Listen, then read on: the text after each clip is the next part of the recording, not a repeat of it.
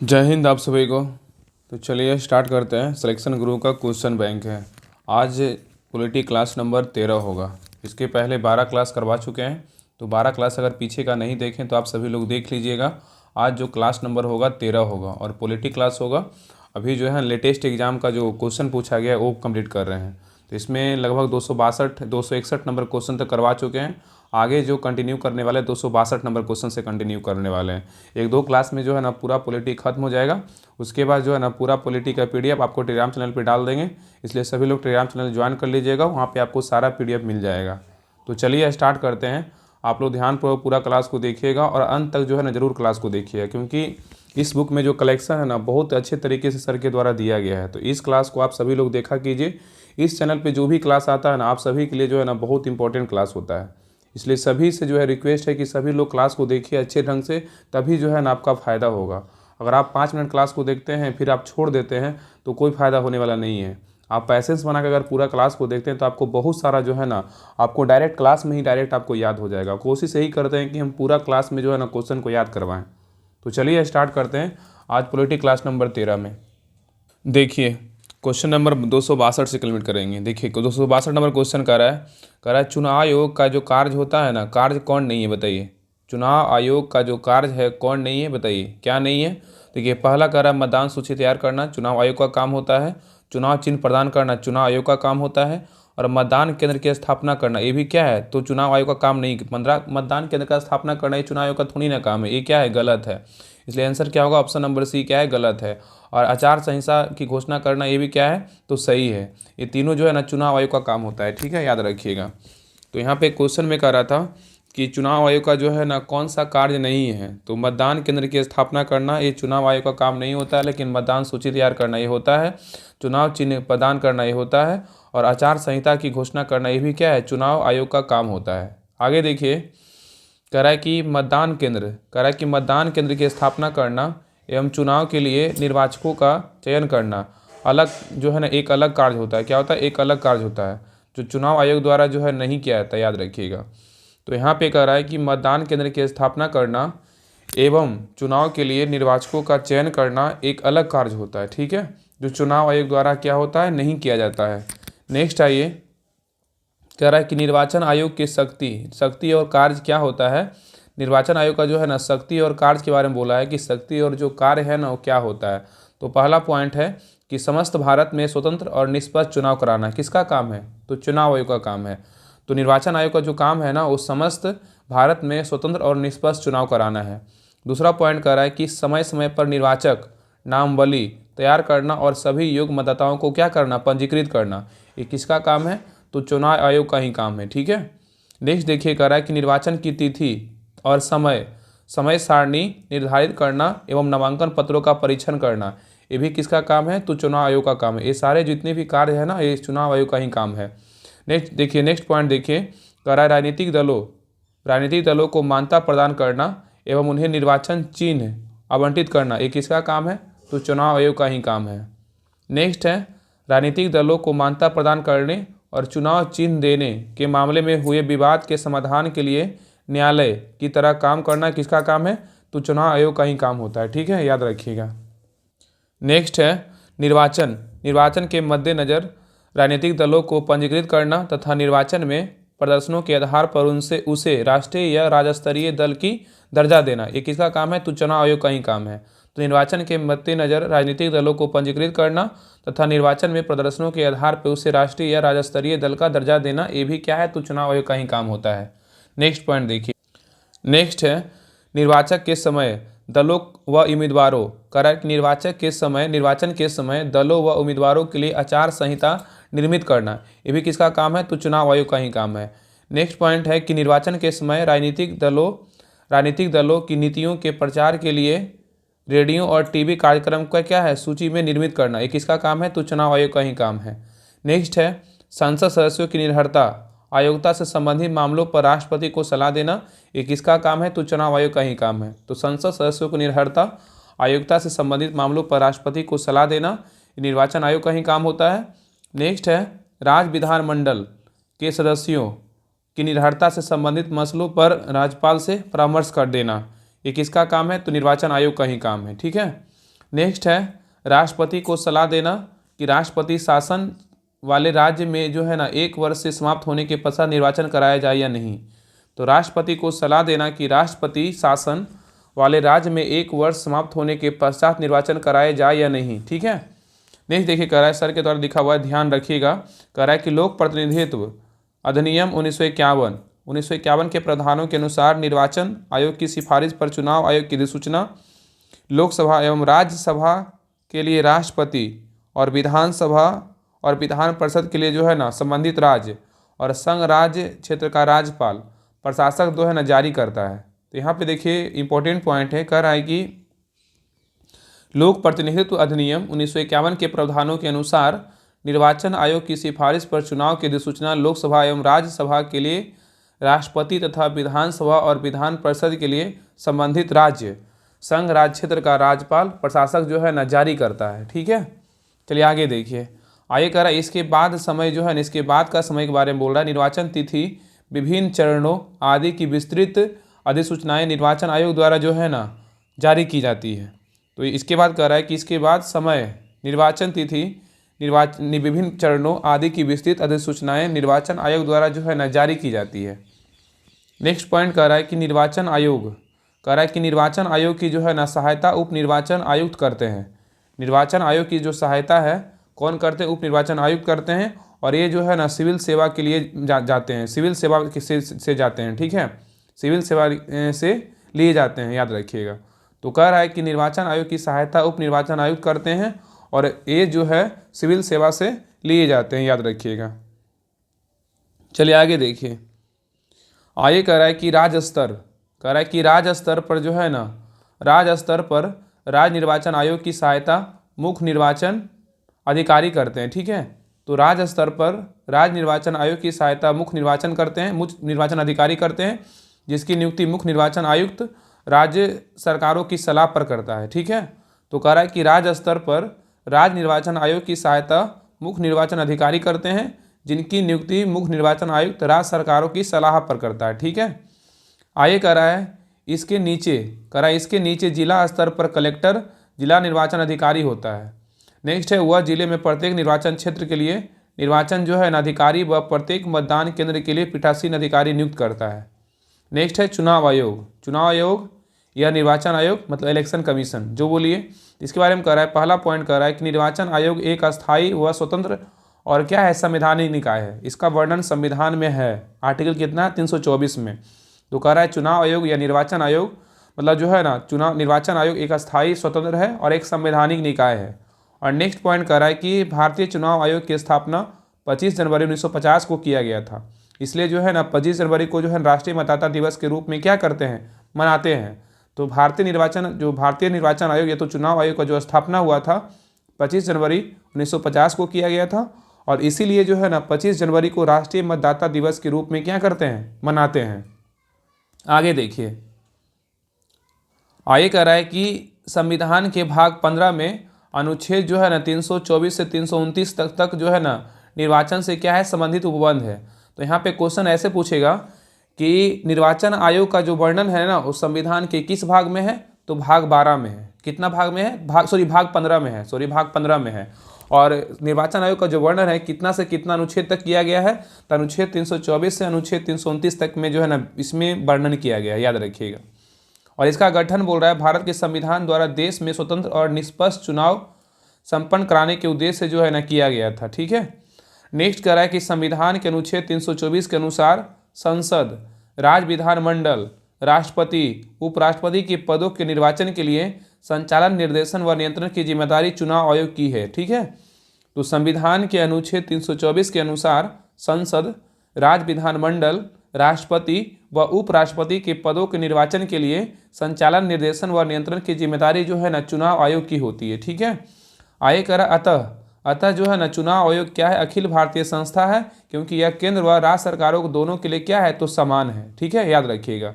चलिए आगे देखिए, आगे कह रहा है ध्यान रखिएगा कि राज्यों में होने वाले स्थानीय चुनाव मतलब पंचायत व निगम चुनावों से केंद्रीय चुनाव का जो है ना कोई संबंध नहीं होता है। यहाँ पे क्या होता है, राज्य निर्वाचन आयोग काम करता है। ठीक है, आगे कह रहा है इसके लिए स्थानीय निकाय के चुनाव के लिए भारत के संविधान में अलग से जो है ना राज्य निर्वाचन आयोग के क्या है व्यवस्था की गई है। ठीक है, और राज्य निर्वाचन आयोग का गठन जो है कि चर्चा अनुच्छेद 243 के में है। बहुत इंपॉर्टेंट है, ये क्वेश्चन सबको पता रहता है कि निर्वाचन आयोग का वर्णन अनुच्छेद 324 में है, लेकिन यहाँ अगर पूछ देगा कि राज्य निर्वाचन आयोग का जो गठन की चर्चा है वो कितना अनुच्छेद में है, तो अनुच्छेद 243 के कितना में है, के में है। ठीक है, नेक्स्ट जगह कह रहा है कि चुनाव आयोग की संरचना क्या होती है। चुनाव आयोग का जो है ना संरचना क्या होती है इसके बारे में ध्यानपूर्वक देखिए।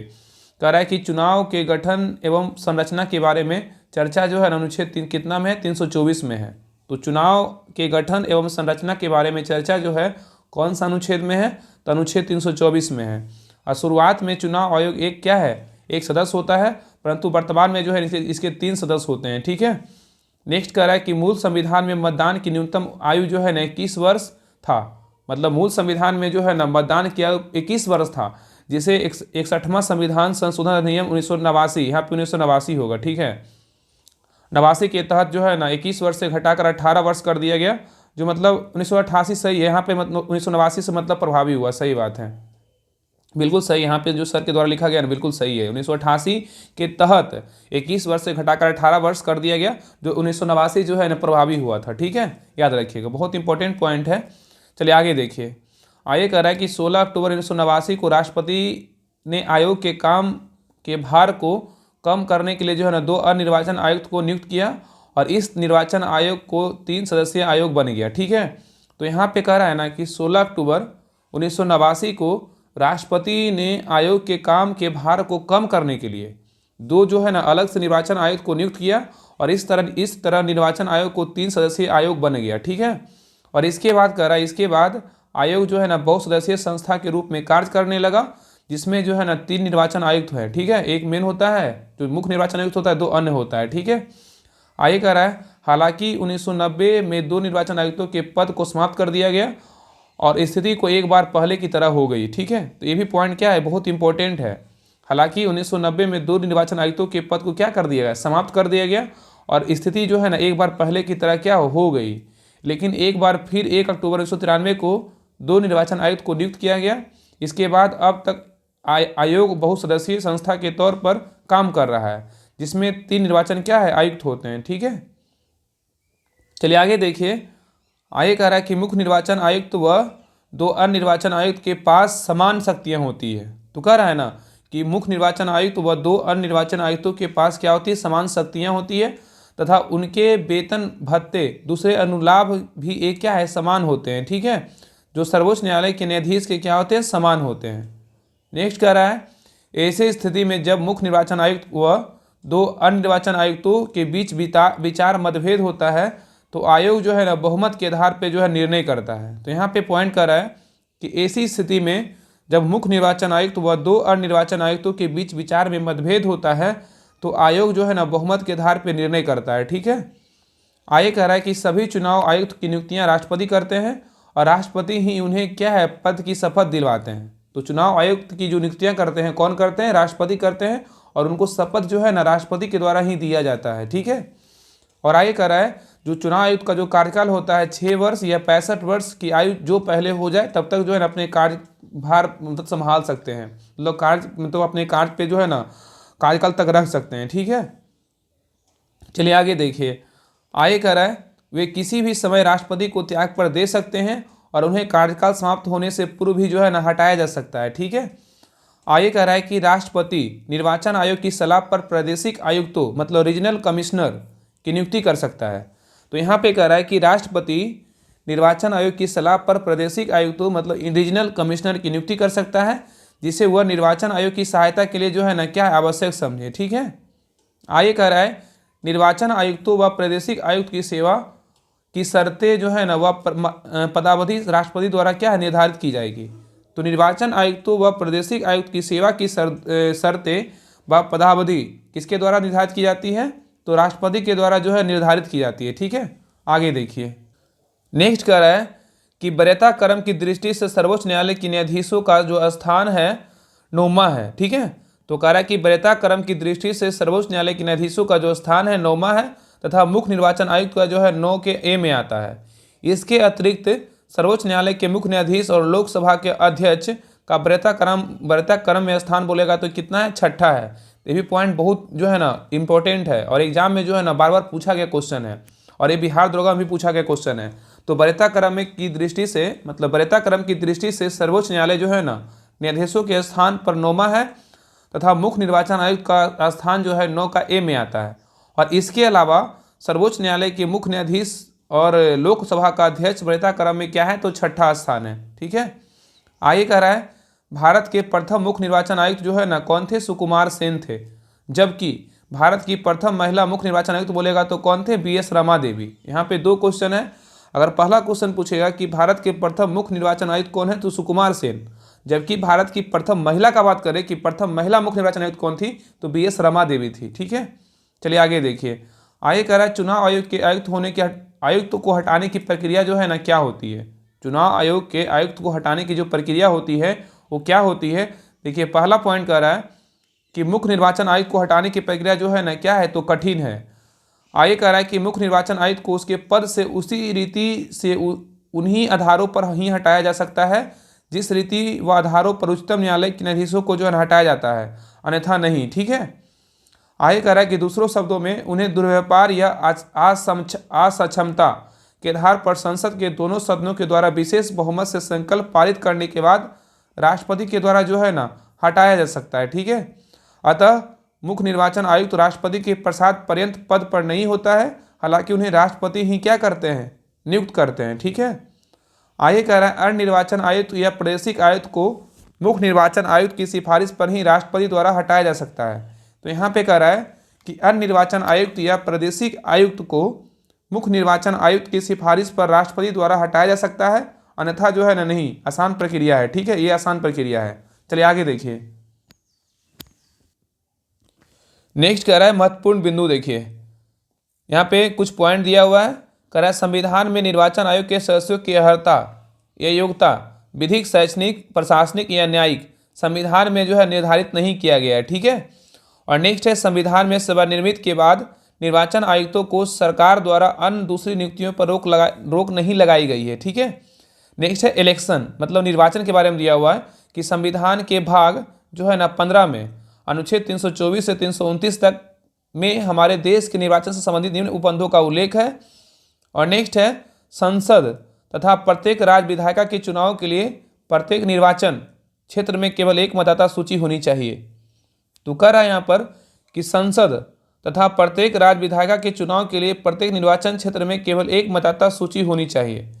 नेक्स्ट कह रहा है कि संविधान ने मतदान में प्रत्येक नागरिक की समानता को स्वीकार किया है। तो कह रहा है कि संविधान ने मतदान में प्रत्येक नागरिक की समानता को स्वीकार किया है। नेक्स्ट है कि लोकसभा तथा राज्य विधानसभा के लिए निर्वाचन वयस्क मताधिकार के आधार पर होता है। कौन सा अनुच्छेद के तहत, अनुच्छेद 324 के तहत, 26 के तहत। ठीक है, तो यहाँ पे क्वेश्चन पूछेगा कि लोकसभा तथा राज्य विधानसभा के लिए निर्वाचन वयस्क मताधिकार के आधार पर होता है। इसका चर्चा जो है ना संविधान के किस अनुच्छेद में है, तो अनुच्छेद 326 में है। ठीक है, नेक्स्ट है संसद तथा राज्य विधायिका की याचिका पर सुनवाई अकेले उच्च न्यायालय करता है। ठीक है, तो संसद तथा राज्य विधायिका की याचिका पर सुनवाई जो है ना अकेले उच्च न्यायालय करता है, किंतु अपील का अधिकार क्षेत्र केवल उच्चतम न्यायालय में है। ठीक है, नेक्स्ट है भारत का निर्वाचन आयोग, इलेक्शन कमीशन ऑफ इंडिया। कह रहा है कि भारत का निर्वाचन आयोग एक 3 सदस्यीय निकाय है जिसमें एक मुख्य चुनाव आयुक्त होता है तथा 2 जो है ना चुनाव आयुक्त होते हैं। ठीक है, आगे देखिए। आगे कह रहा है कि भारत के राष्ट्रपति मुख्य चुनाव आयुक्त तथा चुनाव आयुक्तों की नियुक्ति करते हैं। नेक्स्ट है मुख्य निर्वाचन अधिकारी क्या होते हैं, मतलब चीफ इलेक्शन ऑफिसर के बारे में बताया गया है। देखिए कह रहा है ना किसी राज्य संघीय क्षेत्र का मुख्य चुनाव अधिकारी उस राज्य अथवा संघीय क्षेत्र में चुनाव कार्यों का पर्यवेक्षण करने की क्या है, अधिकृत है, जिसका निर्वाचन आयोग अधीक्षण, निर्देशन तथा नियंत्रण करता है। नेक्स्ट है निर्वाचन आयोग राज्य सरकार मतलब संघीय क्षेत्र की सरकार के किसी अधिकारी को राज्य संघीय क्षेत्र के प्रशासन के परामर्श से मुख्य चुनाव अधिकारी नामित करता है। तो यहाँ पे कह रहा है कि निर्वाचन आयोग राज्य सरकार संघीय क्षेत्र की सरकार के किसी अधिकारी को राज्य संघीय क्षेत्र प्रशासन के परामर्श से मुख्य चुनाव अधिकारी क्या करता है, नामित करता है। नेक्स्ट है जिला निर्वाचन अधिकारी, डिस्ट्रिक्ट इलेक्शन ऑफिसर। ये क्या होता है, तो कह रहा है भारत का निर्वाचन आयोग राज्य सरकार के किसी अधिकारी को राज्य सरकार की सलाह पर जिला निर्वाचन अधिकारी जो है ना नामित अथवा पद नामित करता है। तो यहाँ पे कह रहा है कि भारत का निर्वाचन आयोग राज्य सरकार के किसी अधिकारी को राज्य सरकार की सलाह पर जिला निर्वाचन अधिकारी नामित अथवा पद नामित करता है। और दूसरा पॉइंट में कह रहा है समानता जो है ना वह जिला का क्या होता है, कलेक्टर होता है, ठीक है। और मुख्य निर्वाचन अधिकारी के अधीक्षण, निर्देशन तथा नियंत्रण में जिला निर्वाचन अधिकारी जिले में चुनाव कार्य का क्या करता है, पर्यवेक्षण करता है। नेक्स्ट है चुनाव अधिकारी, रिटर्निंग ऑफिसर क्या होता है, ठीक है। तो कह रहा है किसी संसदीय अथवा विधानसभा क्षेत्र के चुनाव कार्य के संचालन के लिए चुनाव अधिकारी क्या उत्तरदायी होता है। तो किसी संसदीय अथवा विधानसभा के क्षेत्र के चुनाव कार्य के संचालन के लिए चुनाव अधिकारी क्या होता है, उत्तरदायी होता है। और भारत का निर्वाचन आयोग राज्य सरकार अथवा स्थानीय प्राधिकार के किसी पदाधिकारी को राज्य सरकार, संघीय क्षेत्र प्रशासन के परामर्श से प्रत्येक विधानसभा एवं संसदीय चुनाव क्षेत्र में एक चुनाव पदाधिकारी को नामित करता है। नेक्स्ट है इसके अतिरिक्त भारत का निर्वाचन आयोग प्रत्येक विधानसभा तथा संसदीय चुनाव क्षेत्र में चुनाव अधिकारी के कार्यों में सहयोग देने के लिए एक या अधिक सहायक चुनाव अधिकारी भी क्या करता है, नियुक्त करता है। तो यहाँ पे कह रहा है इसके अतिरिक्त भारत का निर्वाचन आयोग प्रत्येक विधानसभा तथा संसदीय चुनाव क्षेत्र में चुनाव अधिकारी के कार्यों में सहयोग देने के लिए एक या अधिक सहायक जो है ना चुनाव अधिकारी भी क्या करता है, नियुक्त करता है। नेक्स्ट है चुनाव निबंधन प्राधिकारी, इलेक्शन रजिस्ट्रेशन ऑफिसर। ये क्या होता है, रजिस्ट्रेशन ऑफिसर, ये क्या होता है। तो कह रहा है कि संसदीय चुनाव क्षेत्र में मतदाता सूची आदि को तैयार करने के लिए चुनाव पंजीकरण अधिकारी क्या होता है, उत्तरदायी होता है। जितना जो है ना चुनाव आयोग के बारे में सर के द्वारा दिया गया है, इससे ज़्यादा जो है ना कोई भी एग्जाम उठा लीजिए, बीपीएससी चाहे कोई भी स्टेट का एग्जाम उठा लीजिए या दरोगा में, इससे जो है ना बाहर कभी क्वेश्चन जा ही नहीं सकता है। इसलिए जो है ना क्लास को सभी लोग जो है ना ध्यानपूर्वक देखिए और अंत तक जरूर देखिए क्लास को। और जब क्लास अच्छे से देखिएगा तो आपको सारा क्वेश्चन जो है ना क्वेश्चन ही बनेगा और सारा क्वेश्चन याद भी होगा। जितना फैक्ट इसमें दिया हुआ है ना, इससे ज़्यादा पूछेगा भी नहीं चुनाव आयोग में क्वेश्चन, इससे ज़्यादा बाहर नहीं बनेगा। इसलिए सभी लोग जो है ना क्लास को ध्यानपूर्वक देखिए और अच्छा लगे ना क्लास को लाइक जरूर कीजिए। और चैनल पे नए हैं तो चैनल को सब्सक्राइब करके जो है ना बेल आइकन जरूर ऑन कर लीजिए, बाकी जो जब भी क्लास आए नोटिफिकेशन आपको मिलता रहे। जब टेलीग्राम से जुड़े होंगे तो आप टेलीग्राम पे तो जैसे ही क्लास आता है तो उसका नोटिफिकेशन वहाँ पे डाल दिया जाता है।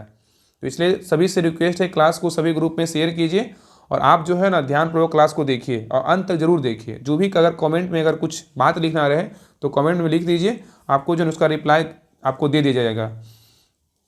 चलिए आगे देखिए, आगे कह रहा है कि कह रहा है ना कि भारत का निर्वाचन आयोग राज्य संघीय शासन के परामर्श से सरकार अथवा स्थानीय प्राधिकार में किसी अधिकारी को चुनाव पंजीकरण अधिकारी क्या करता है, नियुक्त करता है। तो यहाँ पे याद रखिएगा ना कि चुनाव निबंधन प्राधिकारी के बारे में कि संसदीय चुनाव क्षेत्र में मतदाता सूची आदि को तैयार करने के लिए चुनाव पंजीकरण अधिकारी क्या होता है, उत्तरदायी होता है।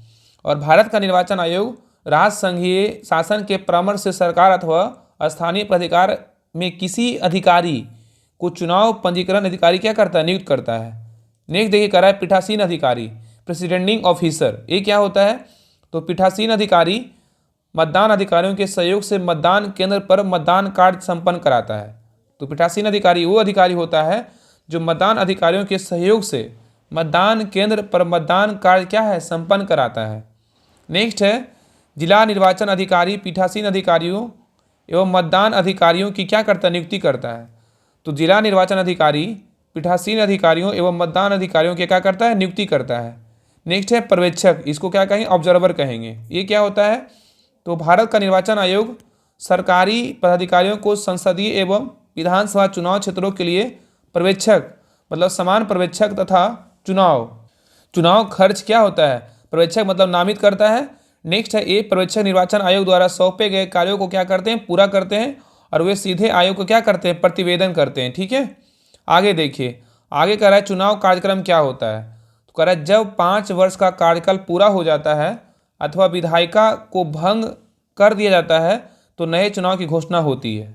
तो चुनाव जो कार्यक्रम है ना, तो कह रहा है जब 5 वर्ष का कार्यकाल पूरा हो जाता है अथवा विधायिका को भंग कर दिया जाता है तो नए चुनाव की घोषणा होती है।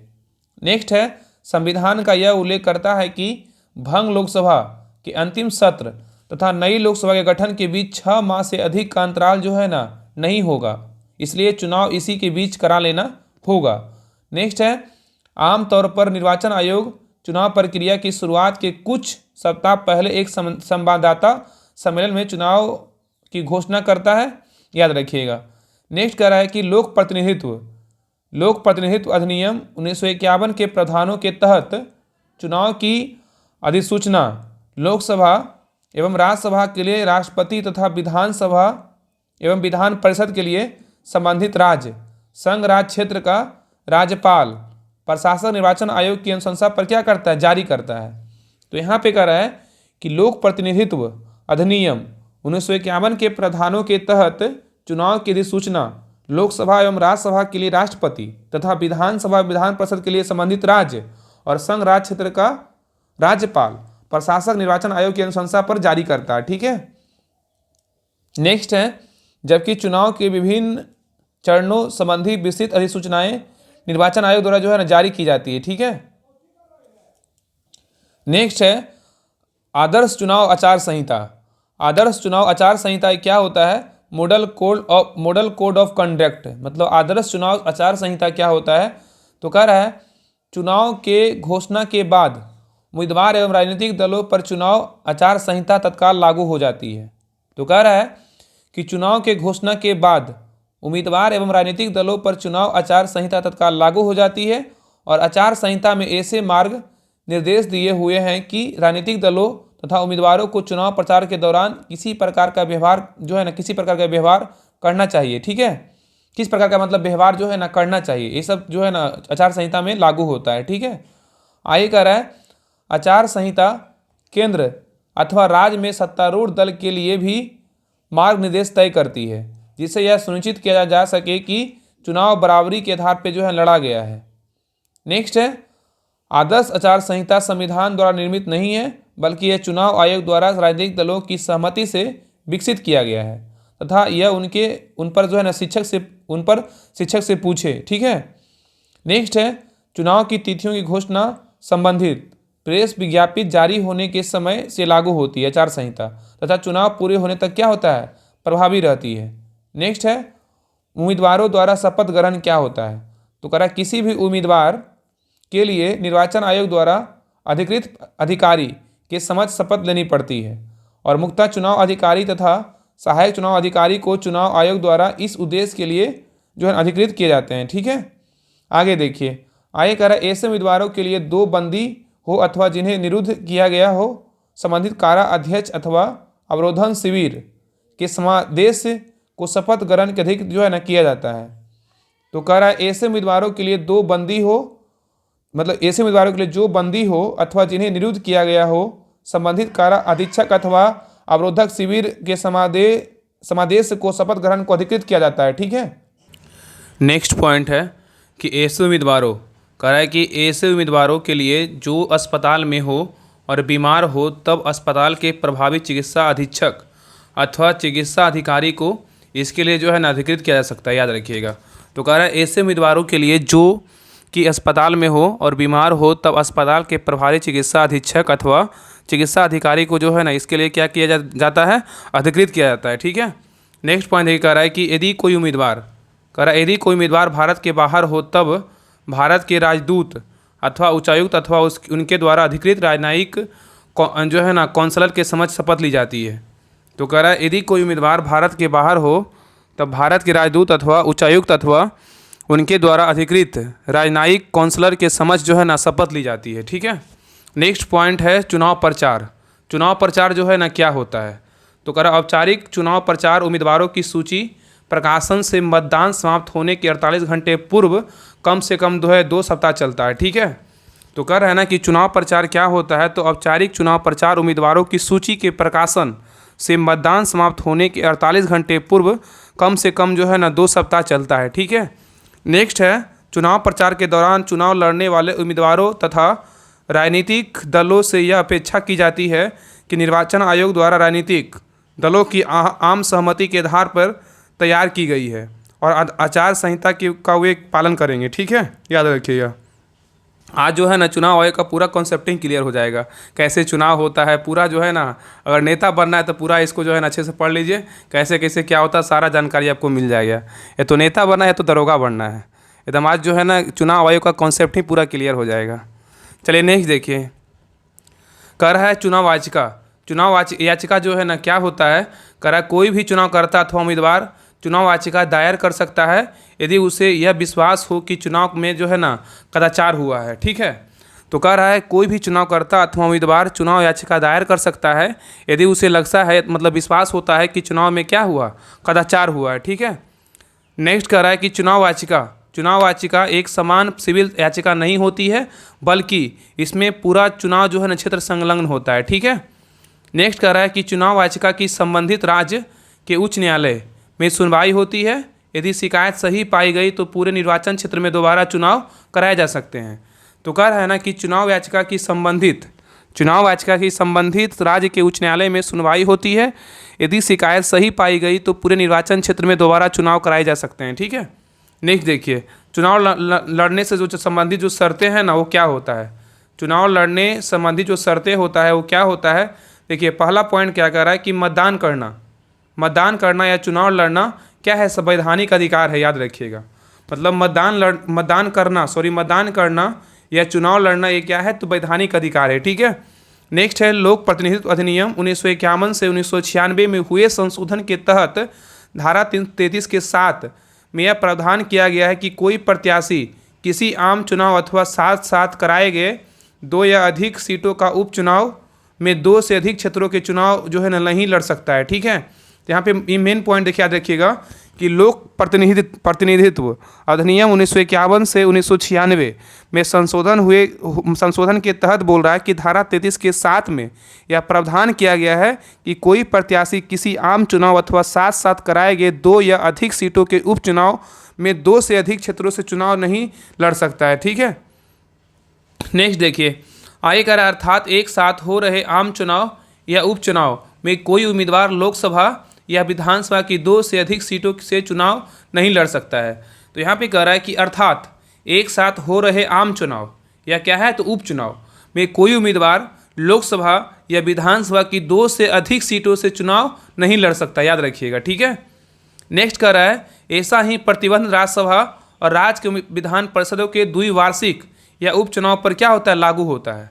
तो ऐसा ही प्रतिबंध जो है ना राज्यसभा और राज्यों के विधान परिषद के द्विवार्षिक या उपचुनाव पर क्या होता है, लागू होता है।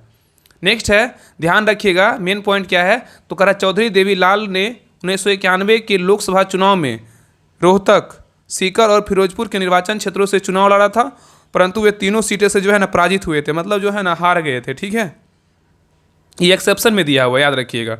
नेक्स्ट है, कह रहा न्यायालय द्वारा अपराधी घोषित किए गए व्यक्ति को चुनाव लड़ने के लिए आरोप करार देने का निर्णय संसद द्वारा जो है ना किया जाता है, याद रखिएगा।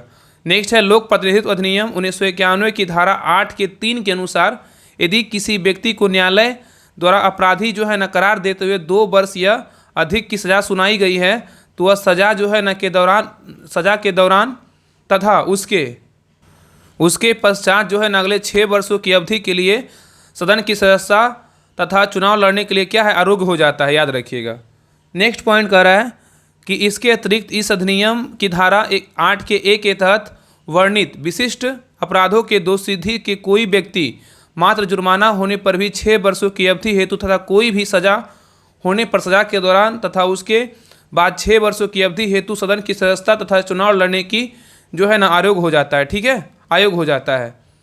नेक्स्ट पॉइंट कह रहा है कि भारतीय राष्ट्रीय ध्वज अथवा भारत के संविधान के अपमान के अपराध के लिए किसी भी दोषसिद्धि के होने पर दोषसिद्धि की तिथि से 6 वर्षों के लिए संसद और राज्य विधानमंडलों के चुनाव लड़ने की योग्यता हो जाएगी। ठीक है, तो कह रहा है कि भारतीय राष्ट्रीय ध्वज अथवा भारत के संविधान के अपमान के अपराध के लिए किसी दोषसिद्धि के होने पर दोषसिद्धि की तिथि से 6 वर्षों के लिए जो है ना संसद और राज्य विधानमंडलों के चुनाव लड़ने की योग्यता हो जाएगी। ठीक है, नेक्स्ट पॉइंट कह रहा है कि यदि किसी प्रत्याशी की मृत्यु हो जाए तो चुनाव प्रदिष्ट या रद्द नहीं होगा, बल्कि मान्यता प्राप्त दल के प्रत्याशी की मृत्यु की स्थिति में संबंधित दल को 7 दिनों के अंदर नया प्रत्याशी जो है ना चुनाव मैदान में उतारने का विकल्प दिया जाएगा। ठीक है, नेक्स्ट पॉइंट कह रहा है जमानत राशि। ये क्या होता है, तो कह रहा है प्रत्येक उम्मीदवार को निर्वाचन में निक्षिप्त मतलब जमानत राशि रखनी पड़ती है यदि वह कुल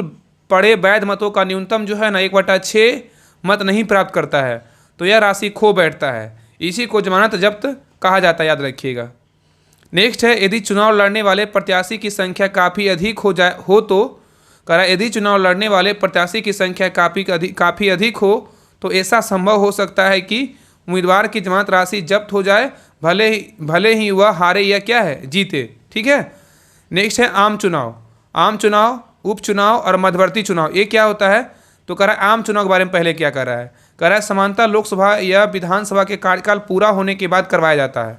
जो आम चुनाव होता है ना, वो समानता लोकसभा या विधानसभा के कार्यकाल पूरा होने के बाद क्या होता है, करवाया जाता है। नेक्स्ट है मध्यवर्ती चुनाव। ये क्या होता है? तो लोकसभा या विधानसभा का विघटन कार्यकाल के पूर्व कर दिया जाए तो मध्यवधि चुनाव कराया जाता है, याद रखिएगा। तो मध्यवर्ती चुनाव जो है ना, मतलब क्या होता है? तो लोकसभा या विधानसभा का विघटन कार्यकाल के पूर्व कर दिया जाए तो मध्यवधि चुनाव जो है ना कराया जाता है। ठीक है। नेक्स्ट है उपचुनाव। उपचुनाव क्या होता है? तो कह रहा है कि लोकसभा विधानसभा का सीट, कह रहा है कि लोकसभा विधानसभा का सीट किसी परिस्थिति में मृत्यु या त्याग पत्र के फलस्वरूप खाली या रिक्त हो जाता है तो उपचुनाव करवाया जाता है। उपचुनाव कभी भी जो है ना करवाया जा सकता है, याद रखिएगा। नेक्स्ट है निर्गम मत सर्वेक्षण। निर्गम मत सर्वेक्षण एग्जिट पोल क्या होता है? तो कह रहा है वह पद्धति है जिससे मतदान के तुरंत बाद यह पता लगाया जाता है कि मतदाताओं के किस प्रत्याशी या दल के पक्ष में जो है ना अपने मताधिकार का प्रयोग किया है। ठीक है। नेक्स्ट पॉइंट कर रहा है कि जनमत सर्वेक्षण। जनमत सर्वेक्षण क्या होता है? ओपिनियन पोल क्या होता है? ये भी बहुत इंपॉर्टेंट है। कह रहा है जनमत सर्वेक्षण मतदान के पहले चुनाव के संबंध में जनता की राय जानने के लिए जो है ना विभिन्न सर्वे एजेंसियों द्वारा कराया जाता है जनमत सर्वेक्षण। नेक्स्ट है चुनाव सुधार से संबंधित महत्वपूर्ण समितियाँ क्या क्या था? मतलब चुनाव सुधार से संबंधित जो महत्वपूर्ण समिति था क्या क्या था? तो एक पहला पॉइंट है तारकुंडे समिति का गठन जो है ना जयप्रकाश नारायण के अपने संपूर्ण क्रांति। तो याद रखिएगा ना कि तारकुंडे समिति का जो संबंध है ना वो चुनाव सुधार से है, याद रखिएगा। और तारकुंडे समिति का जो गठन है जयप्रकाश नारायण ने अपने संपूर्ण क्रांति आंदोलन के दौरान 1974 में जो है ना किया था। और इस गैर सरकारी समिति ने 1975 में अपनी क्या है रिपोर्ट दी थी। ठीक है। नेक्स्ट पॉइंट कर रहा है बीपी सिंह सरकार द्वारा गठित दिनेश गोस्वामी समिति 1990 लोकसभा के चुनाव के सरकारी निधियन की। ठीक है, याद रखिएगा। नेक्स्ट पॉइंट कर रहा है कि अपराध और राजनीति के बीच सांठगांठ की जांच करने के लिए बोहरा समिति कब आया था? 1993 में आया था। ये भी चुनाव संबंधित है, याद रखिएगा। नेक्स्ट है चुनाव खर्च सरकार द्वारा वहन करने पर इंद्रजीत गुप्ता समिति कब आया था? 1998 में। तो चुनाव खर्च सरकार द्वारा वहन करने पर इंद्रजीत गुप्ता समिति, ये भी क्या है? तो चुनाव संबंधी समिति है। नेक्स्ट कह रहा है चुनाव कानूनों में सुधार पर भारत की विधि आयोग की रिपोर्ट 1999, ये कब आया था? 1999 में आया था। और विधि आयोग रिपोर्ट जो है ना चुनाव संबंधी ये प्रावधान है। नेक्स्ट कह रहा है कि शासन में नैतिकता के सवाल पर भारत सरकार के दूसरे प्रशासनिक सुधार आयोग की रिपोर्ट बोलेगा तो कब हुआ था? 2007 में रिपोर्ट किया गया था। नेक्स्ट है वीरप्पा मोइली इस आयोग के क्या है? अध्यक्ष थे, याद रखिएगा। ठीक है। नेक्स्ट कह रहा है चुनाव कानूनों एवं चुनाव सुधारों से जुड़े तमाम सवालों को देखने के लिए 2010 में जो है ना गठित तनख्वाह समिति हुआ था। तो तनख्वाह समिति का जो गठन हुआ था ना वो कब हुआ था? 2010 में हुआ था। और ये जो तनख्वाह समिति है क्या है? तो चुनाव कानूनों एवं चुनाव सुधारों से जुड़ी तमाम सवालों को देखने के लिए जो है ना तनख्वाह समिति का गठन किया गया था। कब? 2010 में। नेक्स्ट है राष्ट्रपति के चुनाव लड़ने के लिए 50 प्रस्तावक एवं उपराष्ट्रपति के चुनाव लड़ने के लिए जो है ना 20 प्रस्तावक की जरूरत होता है। ये बहुत इंपॉर्टेंट पॉइंट है। क्वेश्चन यहाँ पे ऐसे पूछेगा कि राष्ट्रपति के चुनाव लड़ने के लिए जो है ना कितना प्रस्तावक का आवश्यकता होता है? तो 50। और उपराष्ट्रपति का बोलेगा तो कितना होता है? 20 होता है। नेक्स्ट देखिए आगे कह रहा है कि राष्ट्रपति उपराष्ट्रपति के चुनाव लड़ने के लिए जमानत राशि 15,000 रुपया होता है। ठीक है। तो राष्ट्रपति और उपराष्ट्रपति के चुनाव लड़ने के लिए जो जमानत राशि होती है कितनी होती है? 15,000 होता है। ठीक है। नेक्स्ट कह रहा है कि लोकसभा चुनाव लड़ने वाले उम्मीदवारों द्वारा जमा की जाने वाली जमानत राशि सामान्य कोटि के उम्मीदवारों के लिए 25,000 और अनुसूचित जनजाति के उम्मीदवारों के लिए जो है ना 12,000 रुपया कर दी गई है। ठीक है। तो कह रहा है कि लोकसभा चुनाव लड़ने वाले उम्मीदवारों द्वारा जमा की जाने वाली राशि मतलब जमानत राशि जो होता है सामान्य कोटि के उम्मीदवारों के लिए 25,000 और अनुसूचित जाति मतलब SC ST के लिए जो उम्मीदवारों के लिए कितना होता है? 12,000 रुपये कर दी गई है। ठीक है। नेक्स्ट पॉइंट कर रहा है कि राज्य विधानसभा का चुनाव लड़ने वाले समान कोटि के उम्मीदवारों को जो जमानत राशि जो है 10,000 और SC ST के जो है ना उम्मीदवारों के लिए 5,000 रुपया कर दी गई है, याद रखिएगा। तो मतलब विधानसभा चुनाव अगर लड़ना रहेगा तो उसको जमानत राशि कितनी रखनी पड़ेगी, मतलब जनरल कैटेगरी के लिए जो है ना, मतलब सामान्य कोटि के लिए तो 10,000 रुपया, और SC ST के लिए बोलेगा तो 5,000 रुपया कर दी गई है, ठीक है। नेक्स्ट कह रहा है कि दल परिवर्तन कानून, ये क्या होता है, या दल विरोधी अधिनियम, ये क्या होता है। तो कह रहा है कि इस अधिनियम को बनवा संविधान संशोधन अधिनियम 1985 के तहत लाया गया था। जो दल बदल कानून जो था ना, दल बदल विरोधी कानून बोल सकते हैं, ये कब आया था, तो ये जो अधिनियम था 12वां संविधान संशोधन 1985 के तहत लाया गया था, याद रखिएगा, ठीक है। नेक्स्ट है 52वें संविधान संशोधन अधिनियम 1985 के तहत संविधान में जो है ना 10वीं अनुसूची को जोड़ा गया था। तो क्वेश्चन यहाँ पे ऐसे पूछा कि 10वीं अनुसूची को जो है ना किस संविधान संशोधन के द्वारा कब जोड़ा गया था। तो 52वां संविधान संशोधन अधिनियम 1985 के द्वारा 10वीं अनुसूची को जो है ना जोड़ा गया था। 52वां संविधान संशोधन 1985 के तहत 10वीं अनुसूची को जोड़ा गया। नेक्स्ट कह रहा है कि दल बदल निरोधक अधिनियम 52वां संविधान संशोधन अधिनियम हेतु लोकसभा में द्वारा 30 जनवरी 1985 तथा राज्यसभा द्वारा 31 जनवरी 1985 को पारित हुआ तथा 15 फरवरी 1985 को राष्ट्रपति की स्वीकृति मिलने के साथ यह जो है ना अधिनियमित हुआ, और यह अधिनियम 1 मार्च 1985 से क्या हुआ, लागू हो गया। नेक्स्ट देखिए, नेक्स्ट पॉइंट देखिए, एक्सेप्शन में कह रहा है, ध्यान रखिएगा जो है ना मेन पॉइंट है, कह रहा है कि दल परिवर्तन विरोधी को सर्वप्रथम जम्मू कश्मीर राज्य 1979 में जो है ना अधिनियमित कर दिया गया था। तो दल परिवर्तन विरोधी जो विधि को सर्वप्रथम जम्मू कश्मीर राज्य में 1979 में क्या है, अधिनियमित कर दिया गया था, ठीक है। नेक्स्ट कह रहा है कि दल बदल के आधार पर सदस्यों की अयोग्यता से संबंधित निर्णय सदन के पीठासीन पदाधिकारी लेते हैं। तो दल बदल के आधार पर सदस्यों की अयोग्यता से संबंधित निर्णय जो है ना सदन के पीठासीन पदाधिकारी लेते हैं, ठीक है। नेक्स्ट पॉइंट आइए, नेक्स्ट कह रहा है परिणाम में इस कानून के अनुसार अध्यक्ष का निर्णय अंतिम होता है तथा इस पर किसी भी न्यायालय में प्रश्न नहीं उठाया जा सकता है। नेक्स्ट है किंतु क्योंतो, कह रहा है होलोर मामले 1993 में उच्चतम न्यायालय ने यह उपबंध किया कि अब इसकी न्यायिक समीक्षा जो है ना की जा सकती है, ठीक है। नेक्स्ट है अध्यक्ष दल। अध्यक्ष दल क्या होता है, तो कह रहा है परिवर्तन को संज्ञान में तभी लेता है जब सदन के किसी सदस्य द्वारा उसे शिकायत प्राप्त हो और अंतिम निर्णय लेने के पूर्व उसे उस सदस्य को जिसके विरुद्ध शिकायत दी गई हो, मतलब शिकायत की गई हो, अपना पक्ष रखने के मौका देना अनिवार्य है, ठीक है। नेक्स्ट है सदन के पीठासीन अधिकारी को निर्णय लेने के लिए कोई जो है ना तय सीमा नहीं है। नेक्स्ट है पॉइंट ध्यान रखिएगा, यहाँ पे बोला गया है कि 10वीं अनुसूची में सम्मिलित दल बदल विरोधी कानून के प्रावधानों के तहत लोकसभा अध्यक्ष या लोकसभा उपाध्यक्ष या राज्यसभा के उपसभापति अथवा राज्य विधानमंडल के किसी सदन का अध्यक्ष या उपाध्यक्ष निर्वाचन से ठीक पहले जिस राजनीतिक दल का सदस्य होता है वह यदि अपनी सदस्यता स्वेच्छा से छोड़ देता है और उसके बाद जब तक पद धारण किए रहता है तब तक उस राजनीतिक दल में पुनः जो है ना सम्मिलित नहीं होता है या किसी दूसरे राजनीतिक दल का सदस्य नहीं बनता है अथवा ऐसे पद ना रह जाने के पश्चात वह अपने मूल राजनीतिक दल में पुनः सम्मिलित हो जाता है, ठीक है। तो उसे आयोग नहीं ठहराया जाएगा, याद रखिएगा। नेक्स्ट पॉइंट कर रहा है परंतु यदि वह किसी अन्य राजनीतिक दल का सदस्य बन जाता है तो वह जो है ना आयोग ठहराया जा सकता है। नेक्स्ट है कोई सदन सदस्य कब आयोग माना जाएगा, इसके बारे में देखिए दिया हुआ है। करा यदि वह स्वेच्छा से राजनीतिक दल की सदस्यता छोड़ देता है तो आयोग माना जाएगा। और नेक्स्ट पॉइंट है यदि वह उस सदन में राजनीतिक दल के निर्देशों के विपरीत मत देता है या मतदान में अनुपस्थित रहता है तो क्या होगा, आयोग माना जाएगा, ठीक है। नेक्स्ट है निर्दलीय सदस्य या कोई निर्दलीय सदस्य जो बिना किसी राजनीतिक दल का उम्मीदवार होते हुए चुनाव जीतता हो तो किसी सदन की सदस्यता के निरहक आयोग हो जाएगा। और यदि वह चुनाव के बाद किसी राजनीतिक दल की सदस्यता धारण कर लेता है, ठीक है, तब क्या होगा, आयोग माना जाएगा, ठीक है।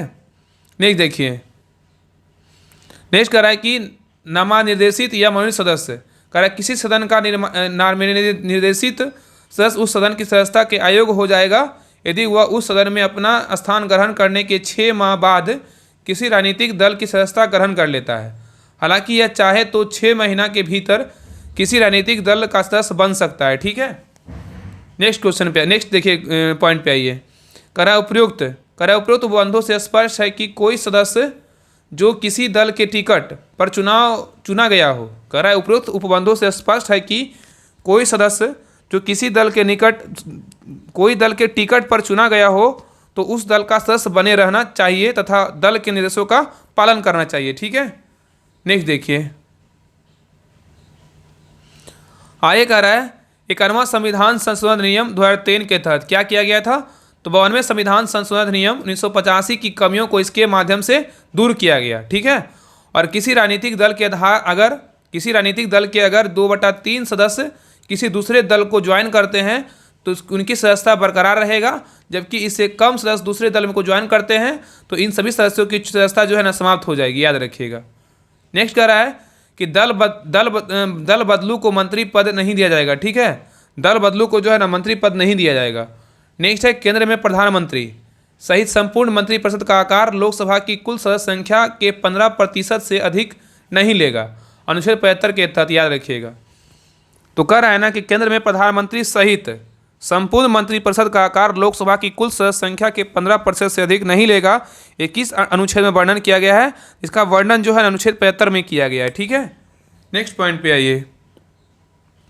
कह रहा है कि राज्य में मुख्यमंत्री सहित संपूर्ण मंत्रिपरिषद का आकार राज्य विधानमंडल की कुल सदस्य संख्या के 15% से अधिक नहीं होगा, लेकिन मुख्यमंत्री सहित संपूर्ण मंत्रिपरिषद की कुल संख्या 12 से कम नहीं होनी चाहिए। ये किस अनुच्छेद में बोला गया है?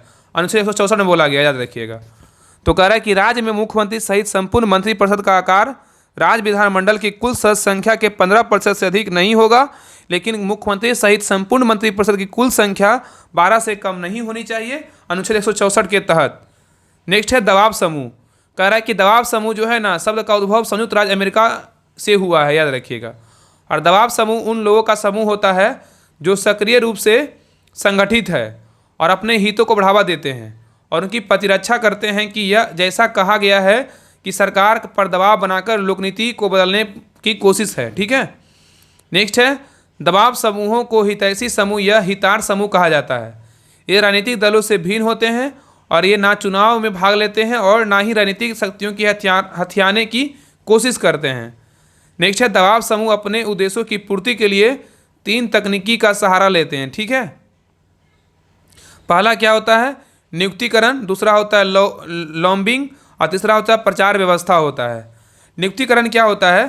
तो कह रहा है कि ये लोग कार्यकालों में उन कर्मचारियों की नियुक्तियों की कोशिश करते हैं जो कि इनके हितों का पक्ष ले।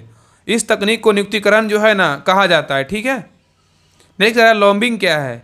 लॉबिंग क्या है? कह रहा है वे अपने लिए हितकारी। लॉबिंग जो क्या होता है ना, तो कह रहा है वे अपने लिए हितकारी उन नीतियों को स्वीकार करने के लिए लोक सेवकों को प्रभावित करने का प्रयास करते हैं, चाहे वे प्रारंभ में इनके पक्षधर हो या विरोधी। इस तकनीक को जो है ना लॉबिंग कहते हैं। ठीक है। नेक्स्ट है प्रचार व्यवस्था क्या होता है? तो कह रहा है चूंकि सरकार जनतांत्रिक होती है और जनता की राय से पूर्ण प्रभावित रहती है, अतः वे जनता की राय को प्रभावित करने का प्रयास करते हैं और सरकार पर इसके परिणाम स्वरूप पड़ने वाले परोक्ष प्रभाव का क्या होते हैं? लाभ उठाते हैं। नेक्स्ट है भारत में दबाव समूह। भारत में दबाव समूह क्या है? तो कह रहा है भारत में बड़ी संख्या में दबाव समूह विद्यमान है, लेकिन ये उस तरह से विकसित नहीं हुए हैं जिस तरह संयुक्त राज्य अमेरिका और पश्चिमी देशों जैसे ब्रिटेन, फ्रांस, जर्मनी और दूसरे देशों में हुए हैं, याद रखिएगा। नेक्स्ट पॉइंट पे आइए। कह रहा है कि भारत में दबाव समूह जाति, धर्म, नस्ल, व्यवसाय इत्यादि के आधार पर विकसित हुए हैं। ठीक है। नेक्स्ट पॉइंट कह रहा है कि छात्र संगठन, डॉक्टर संघ, किसान संगठन, श्रम संगठन, व्यापार समूह, धार्मिक संगठन, आदिवासी संगठन, भाषा समूह इत्यादि। ठीक है। नेक्स्ट है भारत में राजनीतिक दल क्या होता है? Political parties in India. Bharat में राजनीतिक दल ये क्या होता है? तो राजनीतिक दल क्या कहते हैं, किसे कहते हैं? देखिए इसके बारे में दिया गया है।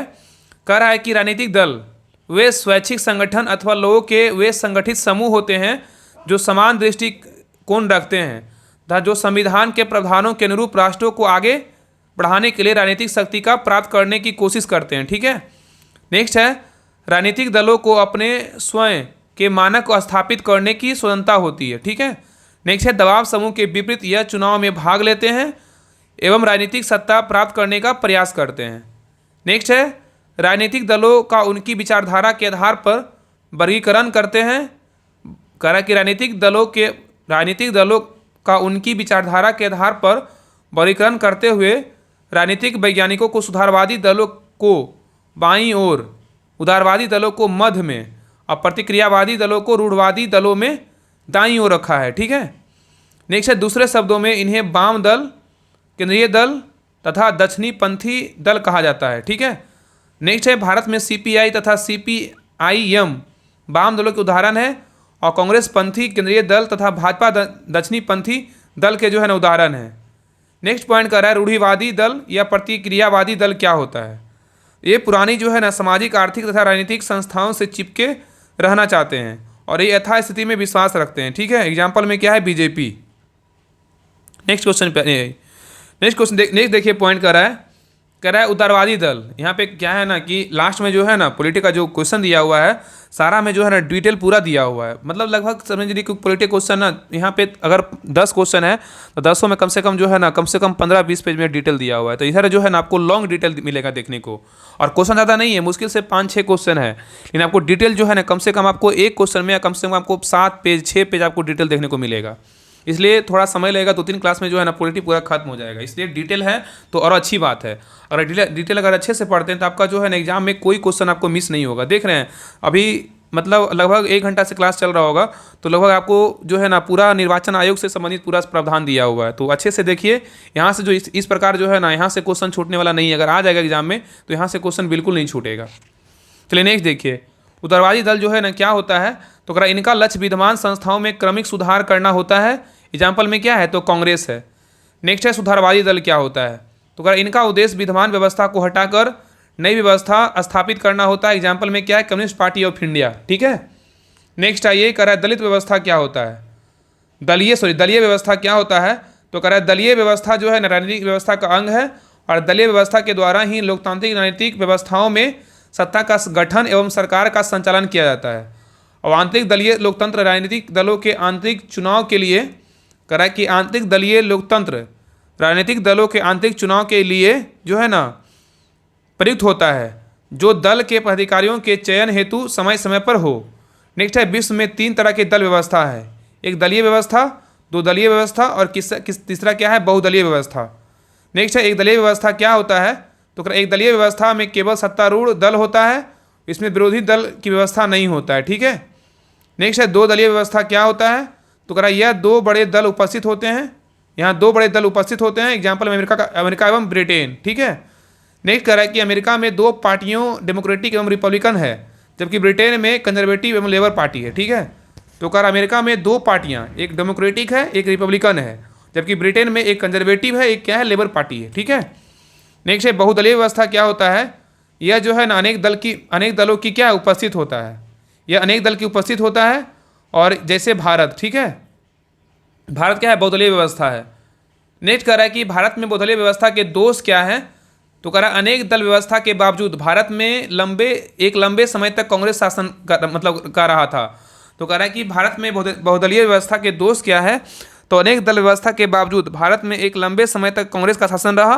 और नेक्स्ट पॉइंट कह रहा है कि राजनीतिक विश्लेषण रजनी कोठारी ने भारत में एक दलीय व्यवस्था को एक दलीय शासन व्यवस्था अथवा कांग्रेस व्यवस्था कहा। ठीक है। नेक्स्ट कह रहा है कि भारत में प्रचलित संसदीय लोकतंत्र की सफलता के लिए प्रभावशाली विपक्ष अत्यंत आवश्यक है, जिसकी कमी है। ठीक है।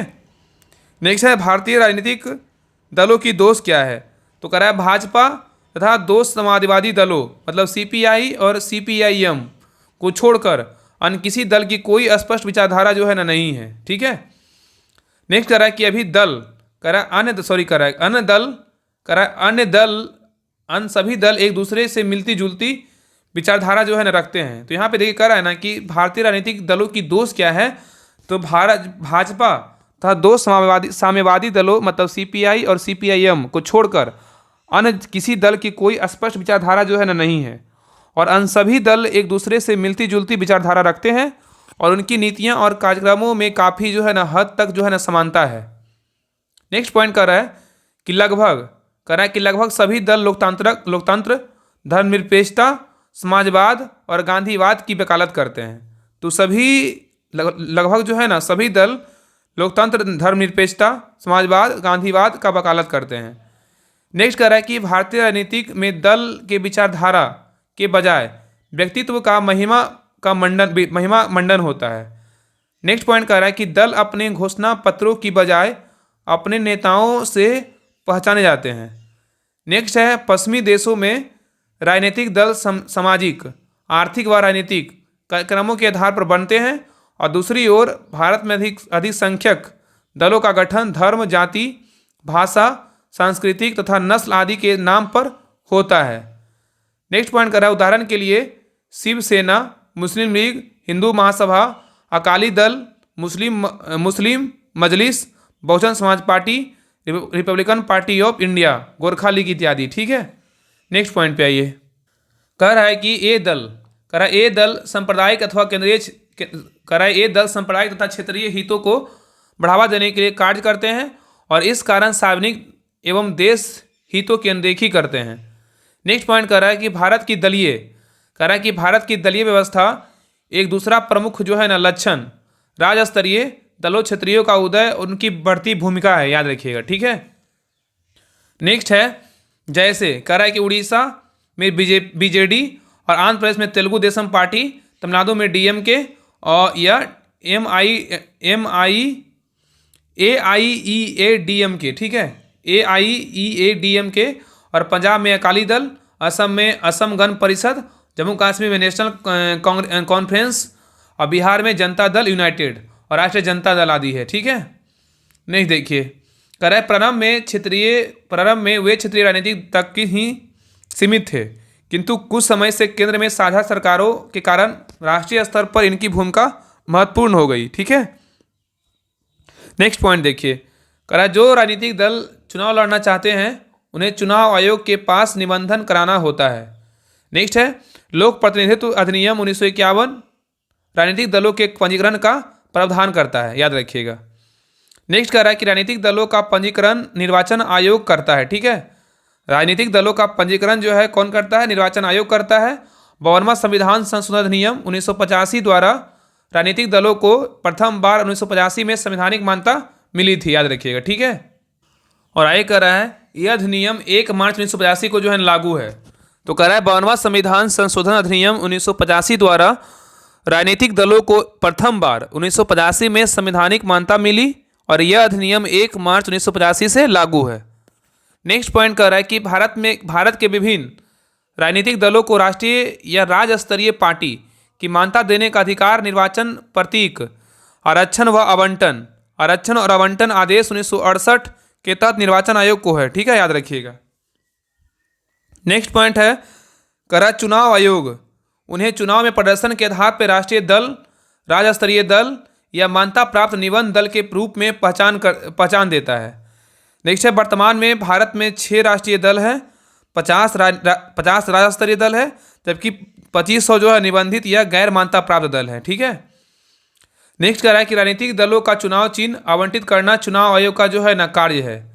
नेक्स्ट है राष्ट्रीय एवं राज्य स्तरीय दल का चुनाव चिन्ह रिजर्व आरक्षित होता है। ठीक है, नेक्स्ट पॉइंट कह रहा है कि किसी दल राष्ट्रीय दल के रूप में मान्यता प्राप्त करने के लिए शर्तें क्या क्या होती है। मतलब कोई भी दल है उसको राष्ट्रीय दल के रूप में मान्यता प्राप्त करने के जो शर्त होता है क्या क्या होना चाहिए।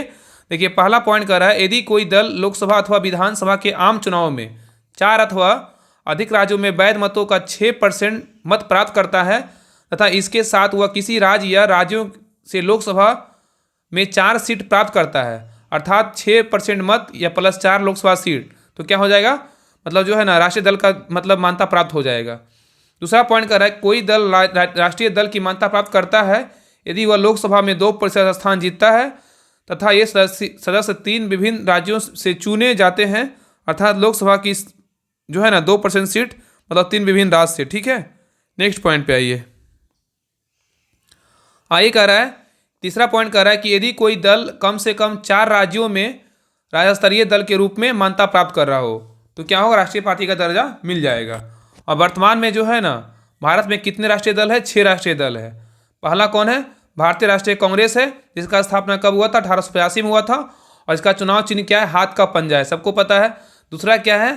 तो कम्युनिस्ट पार्टी ऑफ इंडिया है, इसका जो है ना इसको CPIM बोल सकते हैं, CPIM, इसका स्थापना 1964 में हुआ था और इसका जो चुनाव चिन्ह है हथौड़ा, हंसिया तथा तारा है। ठीक है, और नेक्स्ट देखिए कर रहा है बीजेपी। तीसरा क्या है? भारतीय जनता पार्टी है बीजेपी, इसका स्थापना 1980 में हुआ था, इसका चुनाव चिन्ह क्या है? तो कमल है। चौथा है जो बहुजन समाज पार्टी है BSP, इसका स्थापना हुआ था 1984 में, और इसका चुनाव चिन्ह क्या है, तो हाथी है, याद रखिएगा। नेक्स्ट है 5वां है आम आदमी पार्टी, इसका स्थापना हुआ था 2012 में, और इसका चुनाव चिन्ह जो है ना झाड़ू छाप है, क्या है, झाड़ू छाप। छठा जो है नेशनल पीपुल्स पार्टी है, इसका स्थापना 2013 में हुआ था, इसका चुनाव चिन्ह किताब है। तो वर्तमान में जो है ना 6 राष्ट्रीय दल है, एक कांग्रेस है, एक CPIM है, एक BJP भारतीय जनता पार्टी है, BSP है, बहुजन समाज पार्टी, एक आम आदमी पार्टी, एक NPP मतलब नेशनल पीपुल्स पार्टी है। ठीक है, आगे देखिए सारा जो है ना फिगर के द्वारा डिनोट किया हुआ है। चलिए आगे देखिए। नेक्स्ट कर रहा है कि पूर्वोत्तर भारत की प्रथम राजनीतिक दल जैसे राष्ट्रीय पार्टी के रूप में दर्जा दिया गया है नेशनल पीपुल्स पार्टी NPP। ठीक है, नेक्स्ट कर रहा है कि आम आदमी पार्टी राष्ट्रीय पार्टी के रूप में दर्जा प्राप्त करने वाला अंतिम दल है, कब हुआ, मिला था 2023 में। नेक्स्ट है भारतीय राष्ट्रीय कांग्रेस में राष्ट्रीय शब्द ब्रिटिश शासन के विरुद्ध प्रतिक्रिया से प्रभावित था, और भारतीय राष्ट्रीय कांग्रेस के प्रथम अध्यक्ष बोलेगा तो बिमल चंद्र बनर्जी थे। ठीक है, नेक्स्ट पॉइंट है कि भारतीय जनता पार्टी के प्रथम अध्यक्ष बोलेगा तो अटल बिहारी वाजपेयी थे, और भारतीय जनता पार्टी का गठन 1980 में हुआ था। नेक्स्ट है इंडिपेंडेंट लेबर पार्टी की स्थापना BR अम्बेडकर ने 1936 में की थी। अब वर्तमान में सक्रिय कम्युनिस्ट पार्टी ऑफ इंडिया मतलब CPI की स्थापना 1925 में कम्युनिस्ट पार्टी ऑफ इंडिया मतलब मार्क्सवादी CPIM की स्थापना 1964 में हुआ था। ठीक है, याद रखिएगा। नेक्स्ट है महात्मा गांधी और जयप्रकाश नारायण ने भारत में दलविहीन प्रजातंत्र का समर्थन किया था। महात्मा गांधी और जयप्रकाश नारायण ने भारत में दलविहीन जो है ना प्रजातंत्र की स्थापना मतलब समर्थन किया था, याद रखिएगा। नेक्स्ट पॉइंट कर रहा है कि वर्ष 1999 में कांग्रेस पार्टी से शरद पवार और PM सगमा तथा तारिक अनवर ने सोनिया गांधी के विदेशी मूल के होने कारण अलग होकर राष्ट्रीयतावादी कांग्रेस पार्टी NCP का जो है ना गठन किया था। ठीक है, नेक्स्ट है राज्य स्तरीय दल के रूप में मान्यता प्राप्त करने के लिए शर्तें क्या होनी चाहिए।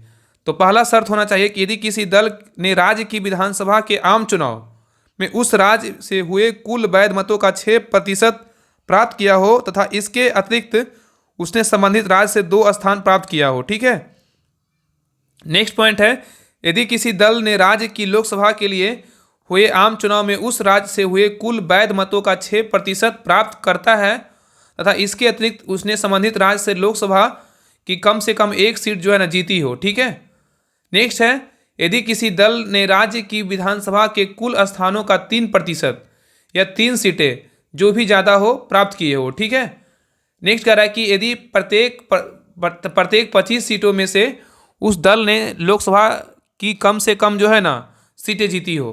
कह रहा है यदि प्रत्येक 25 सीटों में से उस दल ने लोकसभा की कम से कम 1 सीट जीती हो या लोकसभा के चुनाव में उससे संबंधित राज्य से उसे विभाजन से कम इतनी सीटें प्राप्त की हो। ठीक है, नेक्स्ट है यदि राज्य में लोकसभा के लिए हुए आम चुनाव में अथवा विधानसभा चुनाव में कुल वैध मतों का 8% प्राप्त कर लेता है, और यह शर्त जो है ना 2011 में जोड़ी गई थी, याद रखिएगा।